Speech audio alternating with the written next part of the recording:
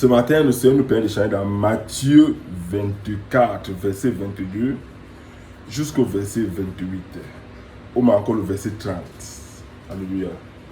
Matthieu 24, verset 22 à 28. Je vais lire au nom de Jésus.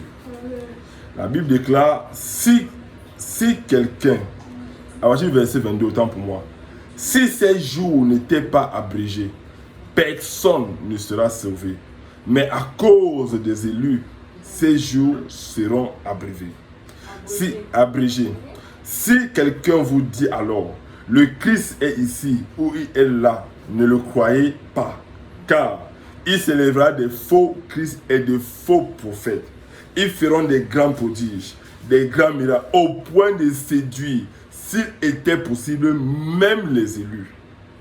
Voici, je vous les annonce d'avance. Si donc on vous dit, voici il est dans le désert, n'y allez pas. Voici il est dans les chambres, ne le croyez pas. Car comme l'éclair part de l'Orient et se montre jusqu'à l'Occident, ainsi sera l'avènement du Fils de l'homme. En quelque lieu que soit le cadavre, là il s'assemble les airs. Aussitôt après ces jours de détresse, le soleil s'obscurcira, la lune ne donnera plus sa lumière, les étoiles tomberont du ciel et les puissants des cieux seront ébranlés. Alors, le signe du Fils de l'homme paraîtra dans le ciel. Toutes les tribus de la terre se lamenteront.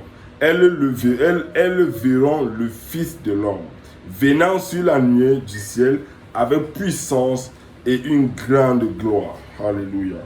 Nous allons plus rester sur le verset 22 où il dit, si ces jours n'étaient pas abrégés, personne ne sera sauvé, mais à cause des élus, ces jours seront abrégés. Alléluia. Ça c'est Matthieu 22. Matthieu 24, verset 22. Alléluia.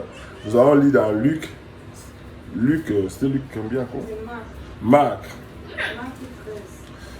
13. Marc 13. La Bible déclare à Marc 13. Alléluia. Marc 13 à partir du verset 20. Et si le Seigneur n'avait pas abrégé ces jours, personne ne sera sauvé. Mais il les a abrégés à cause des élus qu'il a choisis.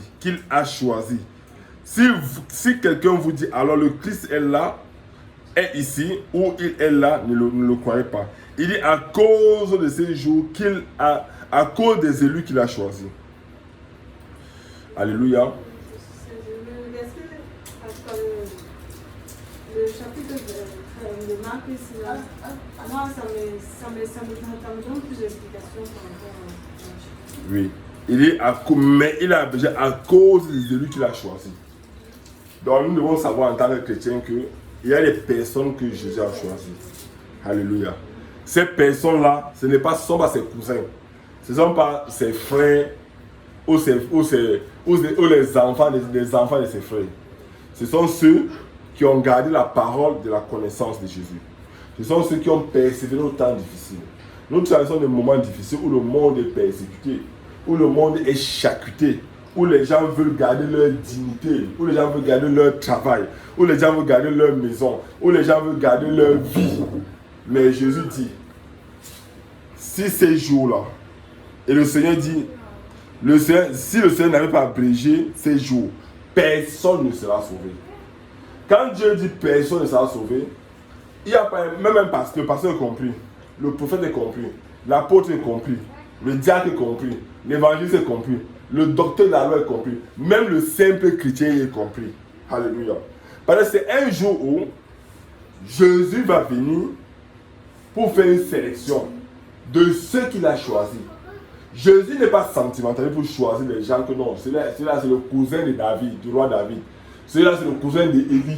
Non, c'est le frère d'Élie. C'est le petit frère d'Élisée. Même Marie, même la mère de Jésus qui est Marie, elle a fini par faire la volonté de Jésus en marchant derrière Jésus.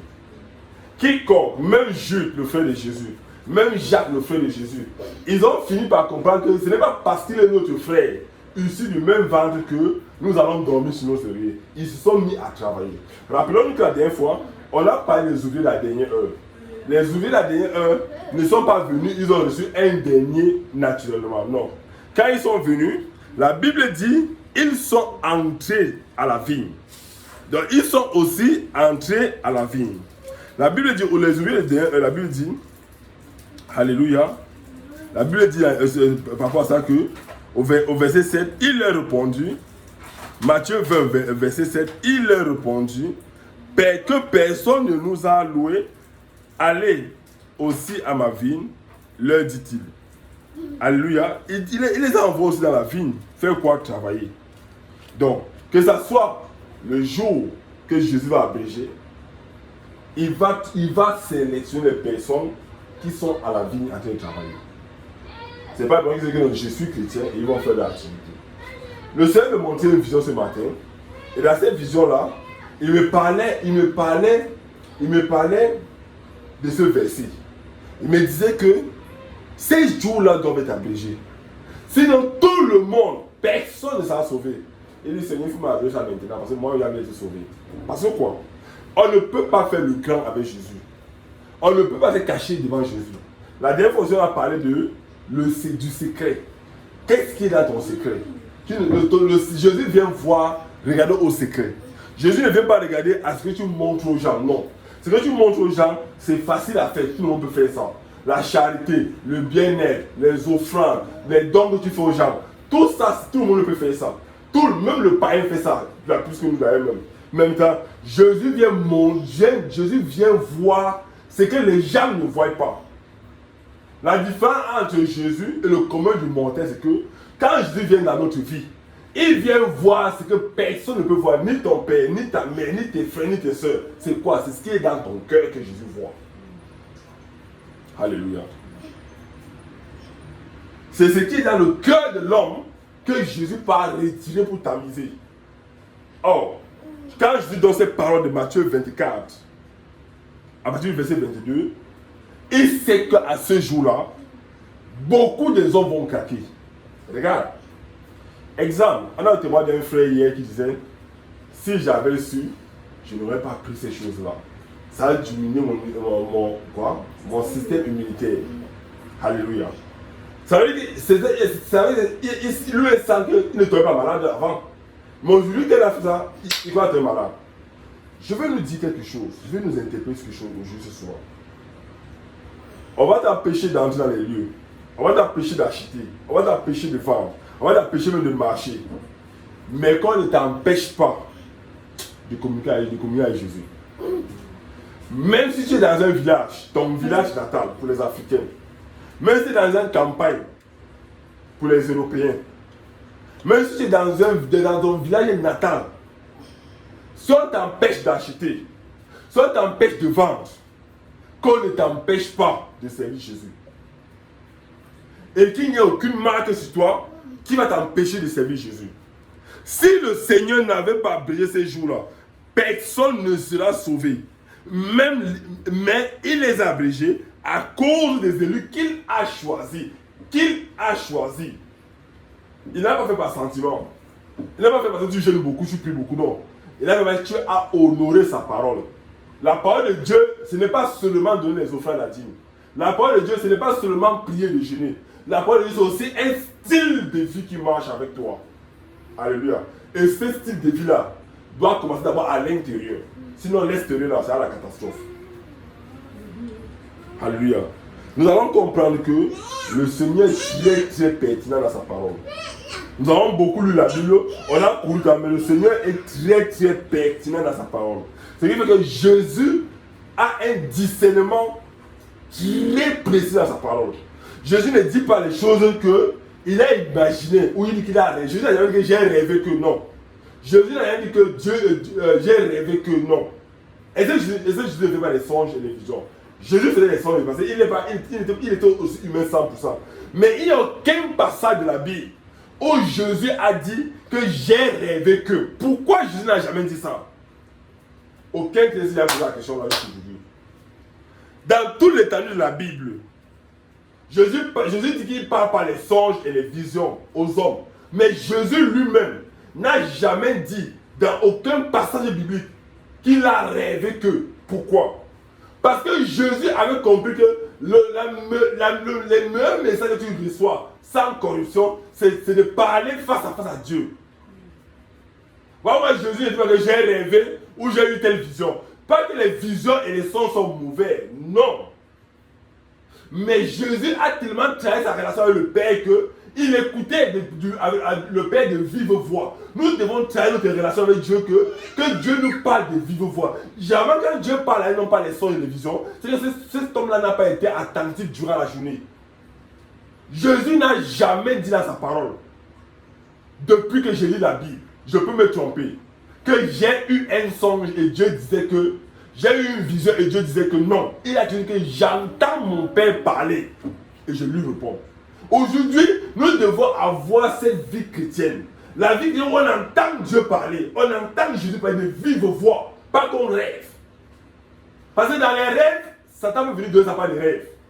Dans les songes, Satan peut venir donner sa part de songe. Si tu n'es pas fort pour le discernement, tu dois toujours dire de tout. Il y a des chrétiens qui ont des cahiers de visions et de songes et ils n'ont jamais rien commis dans ces visions et songes-là. Pourquoi? Parce qu'ils n'ont pas vu une vie de prière avec Jésus. Quand tu as une vie de prière intense avec Jésus, tu ne fais plus que rêver, mais tu entends de Jésus parler. Tu entends quand Jésus parle. Alors vérifie la parole. Parce que le Seigneur dit que et la Bible dit, et si le Seigneur n'avait pas abrégé ces jours-ci, personne ne sera sauvé. Mais il les a abrégés à cause des élus qu'il a choisis. Alors ces élus-là sont les qui? Ce ne sont pas les 144 000 qui est dans l'Apocalypse, bien évidemment. On parle des élus, l'église des rachetés. Mais écoutez, pourquoi j'ai insisté sur Jésus n'a jamais dit qu'il a rêvé. Joseph a rêvé, ça l'a amené à être premier ministre. David a eu des songes, tel a eu des songes. Mais Jésus, Dieu, il n'a jamais eu des songes et des visions. Non pas parce qu'il était Dieu, mais parce qu'il était aussi dans la nature humaine, bien évidemment. Mais parce que Jésus avait cultivé un autre style de prière. C'est-à-dire aller dans le secret, causer avec le Père. Beaucoup de chrétiens ne vont plus dans le secret avec Dieu. Beaucoup de chrétiens disent que tel pasteur a dit, tel prophète a dit, tel apôtre a dit, tel évangile a dit. Ce n'est plus le tel a dit. Qu'est-ce que Jésus te dit dans le secret? Comment est ta relation avec Jésus? Il y a quelqu'un qui dit que non, l'œuvre c'est que j'ai rêvé que j'ai eu tel songe, j'ai eu tel on me suivait, j'ai eu tel songe où on me violait, j'ai eu tel songe où je couchais avec un homme, j'ai eu tel songe où il était enceinte. Jésus n'a jamais dit à sa porte qu'il a eu des songes, ni des visions. Alors, c'est vrai qu'il avait, mais Jésus prioritisait, je sais quoi, prioritisait la relation avec Dieu. Donc il allait quelque part dans le secret, il priait, il intercédait, il parlait à son Dieu et Dieu lui répondait. Nous devons être les chrétiens qui parlent avec Dieu le Père, qui parlent avec le Saint-Esprit, qui parlent avec Jésus. Si on parle avec Jésus, Jésus est aussi homme semble, il va nous répondre. Malgré que Jésus soit assis à l'heure du Père, il n'a pas perdu sa nature d'homme de 100%. C'est-à-dire que le même Jésus peut porter la parole de quelqu'un, te parle en route. Le même Jésus peut envoyer un ange en route, l'ange te parle. Le même Jésus peut envoyer quelqu'un en route te parler. Mais si Jésus n'a pas perdu sa nature humaine de 100%, il est encore humain 100%, il est toujours Dieu 100%. Mais maintenant, est-ce que Jésus a basé sa foi et sa vie chrétienne, sa relation avec Dieu, avec j'ai eu les songes, j'ai eu les visions? Non. Il a dit quoi? Il a dit allez vers le Père. Consulter le Père, demander au Père. Aujourd'hui, pourquoi les chrétiens faiblissent tant? Parce que la relation avec Jésus n'est plus solide. Les chrétiens pouvaient avoir la relation avec les pasteurs, avec les prophètes qui d'abord avec Jésus. Écoute ce que le peuple d'Israël dit à Moïse. Quand Moïse revient, quand Dieu a décidé de parler au peuple d'Israël, ils ont dit à Moïse que non, nous ne veut pas. Va écouter les dieux et tu viens nous dire. C'est la même chose que les chrétiens font aujourd'hui. C'est que les chrétiens sont en train de rentrer dans la vie de l'ancienne alliance. C'est qu'il dit pasteur, prophète, apôtre, va écouter les dieux, tu viens nous dire. Maintenant, s'il écoute, il vient te manque, tu sauras comment. S'il écoute, en venant te dire, il a peur, tu lui donnes les offrandes et les dîmes, tu feras comment. S'il écoute et qu'il vient, parce que tu lui as offert une voiture, il ne te dit pas, mais tu vas faire comment. S'il écoute et qu'il vient modifier sur le message de Dieu à donner pour toi, parce que tu lui as acheté une maison, tu feras comment. Il faut qu'on cesse Pas de causer les pasteurs, non. Il faut aller vers les pasteurs, c'est ce qu'il dit. Mais il faut qu'on cesse de baser notre foi sur des serviteurs de Dieu. Mais basons notre foi sur Dieu, Jésus-Christ. Parce que c'est lui qui donne le message. Or, pour que nous soyons sauvés, pour qu'à ces jours qui sont abrégés, il faut que nous travaillions dès maintenant, aujourd'hui même, notre relation avec Jésus-Christ de Nazareth. Or, notre relation, ce sera basé parce que la Bible nous révèle à notre esprit. Et que le Saint-Esprit, ayant lu la Bible, ayant pris que ça dans la Bible, peut maintenant changer notre être à partir de l'intérieur pour mettre ça vers l'extérieur. Mon Père Jésus, mon Seigneur, n'a jamais dit dans la Bible que j'ai eu en vision telle chose. La seule fois où il a parlé quelque chose où il n'était pas là, c'est lorsque les apôtres sont revenus.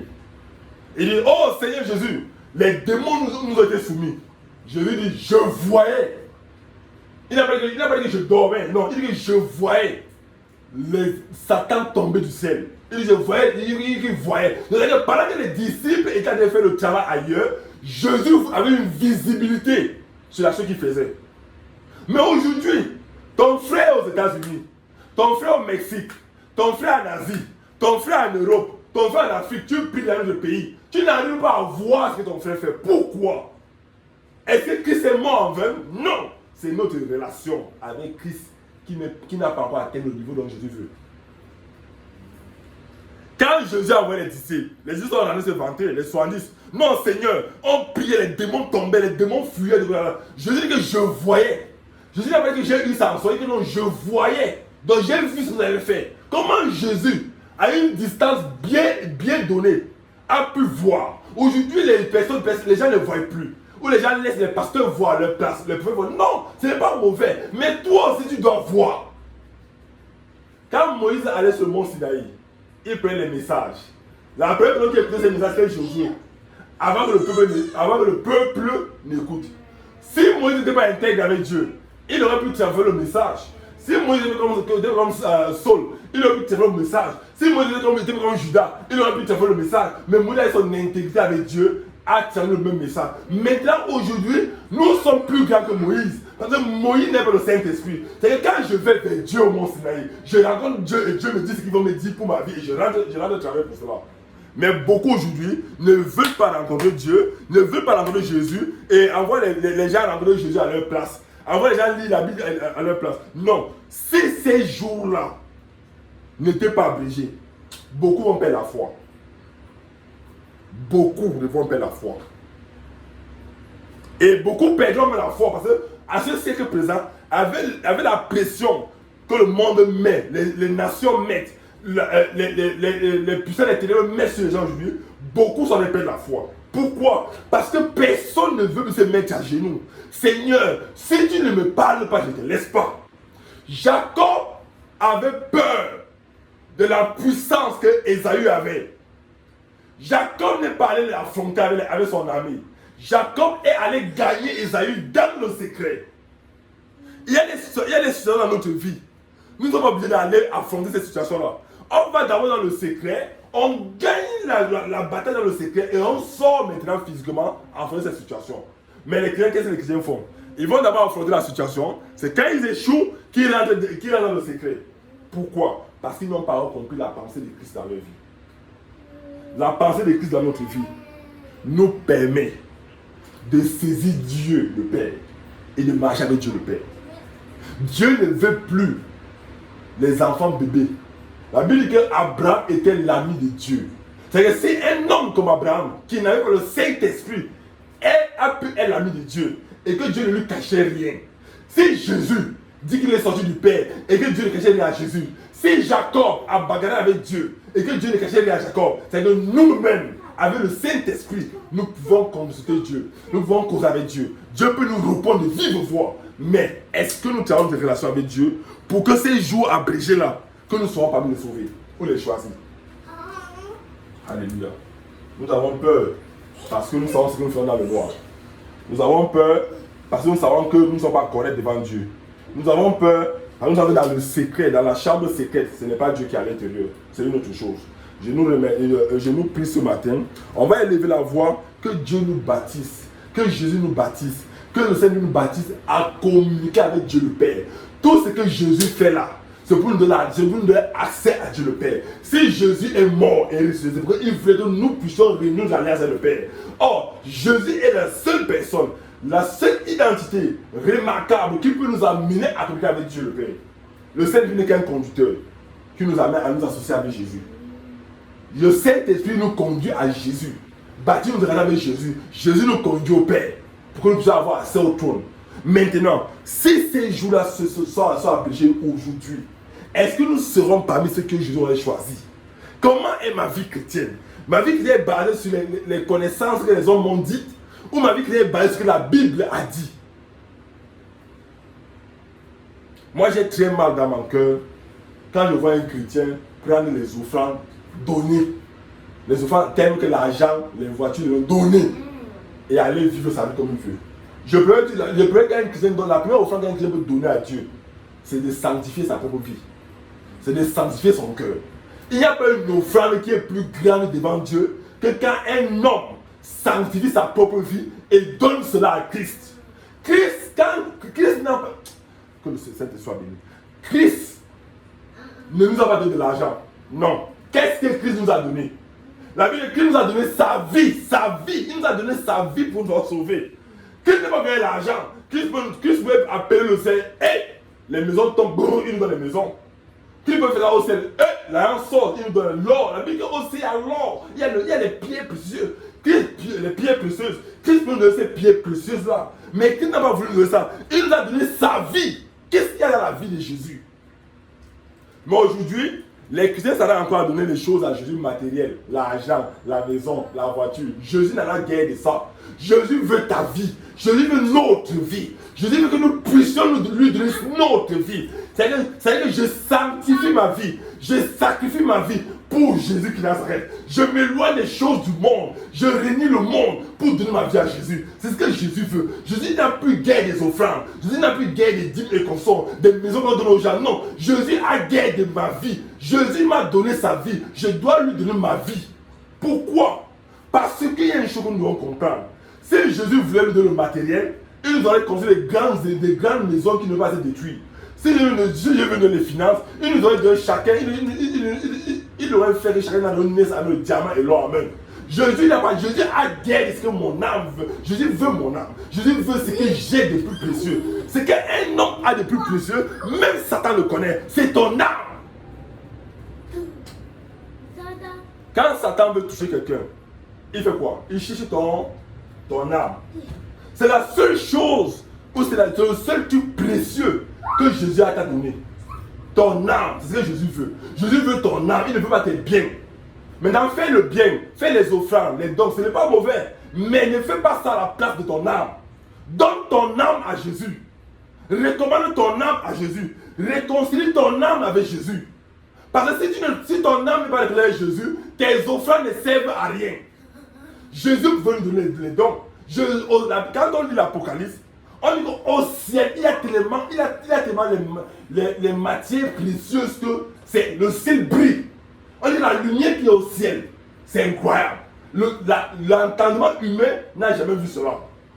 Donc même les grandes villes les plus lumineuses du monde n'atteignent pas la lumière, l'éclat de la lumière. Parce que Dieu lui met la lumière au ciel. Maintenant, pour que tu aies accès là-bas, c'est ton âme que tu vas donner à Jésus. Jésus peut nous donner tout ça sur la terre. Jésus peut à même jour changer toute la terre ici, comme le ciel. Il peut, Jésus le peut, il le fait. Mais pourquoi il le fait? Parce qu'il a besoin de nous enlever ici là, de prendre notre âme. Frères et sœurs, avant qu'on ne donne les offrandes et consorts, donnons d'abord nos âmes à Jésus. Satan, quand Satan vient te voir, Satan ne vient pas te bien. Quand la Bible dit quoi sur Job? Regardons l'histoire de Job. Satan a pris les biens de Job. Il a pris ses enfants, il a pris ses voitures, il a pris ses maisons, il a tout pris. Mais Dieu lui a dit quoi? Ne touche pas à son âme. Car l'âme appartient à Dieu. L'âme ce que Dieu veut nous dire, Dieu veut notre âme. Satan a tout pris. Il y a les chrétiens qui disent si Dieu laisse, on prend tout de suite. Ils vont maudire Dieu. La fois que Dieu vient dire que maudit Dieu meurt, tu souffres quoi? Il y a les chrétiens qui vivent tellement dans une vie que si Dieu arrête tout aujourd'hui, ils vont maudire Dieu. Or, ce n'est pas ce que Dieu recherche. C'est ton âme que Dieu recherche. C'est ton âme que Dieu a envoyé Jésus sauver. Jésus, pour nous sauver, ne nous a pas donné de l'argent, ne nous a pas donné les offrandes, ne nous a pas donné les dons, mais il nous a donné sa vie. Jésus veut que chacun de nous donne sa vie. Alléluia. Que le nom du Seigneur soit béni.